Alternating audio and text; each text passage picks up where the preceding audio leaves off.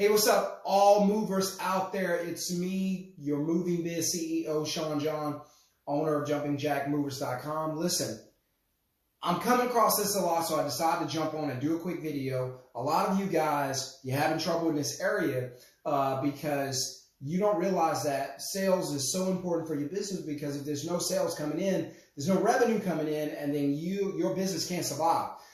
So there's one thing that if you fix this, there's a really good chance that within the next 18 months, you could turn your business into a 7-figure-a-year business. Now, that's not a guarantee for everyone, but that is potentially what can happen if you do this one trick. So there are things that you can do, like there's certain vocabulary I might teach you, or there are things you should say, things you should never say that I teach you. I teach you how to get the most money without asking for it, right? How to implement processes into your moving daily so that certain things could always be accounted for, right? So you don't end up jammed up in a bad situation with a broken lamp because your guys didn't follow process, because there was no process. So that goes back to you. So that's why process is so big for me, and that's why I teach it that way.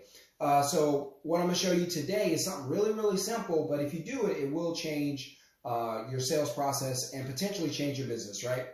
And so hit subscribe, hit thumbs up. Welcome to the channel. If you're new, go ahead and hit subscribe and join the community, right? So here's the tip. It's only 3 words, but it's life changing. So this is a 3-word fix that you should instantly implement mentally that could change your business potentially, right? And so how do you fix your business and make it a 7-figure business? Here's what you do.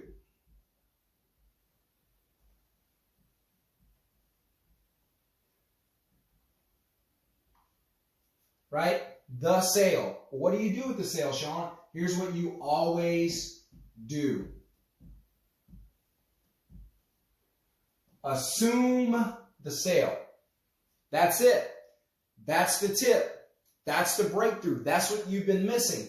A lot of you guys, you're not assuming the sale. I'll give you a quick example and I'll let you go.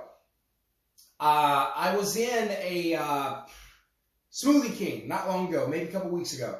And so Smoothie King has this app, right?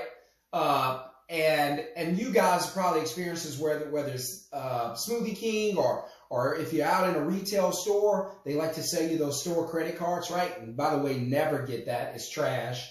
Don't get something that's going to help you to consume liabilities. Never do that. And so whenever I was out there, right, and the young lady was like, hey, by the way, would you like to save $2 by using your app? And I was like, I don't have an app. And she was like, well, do you want it? I was like, no. So remember, I teach you guys, never ask a question where a customer can just tell you no or yes. You always want to do one thing. And I teach this in my course. I teach you this. Always assume the sale. So here's what it would sound like that day if she had assumed the sale with me. It would have gone this way. She would have said, by the way, I can go ahead and save you $2 using your app. Can you pull it up real quick and I'll scan it. And I would have been like, oh, damn, let me get it, right? Let me get this app. Because she assumed the sale. She assumed that I had it.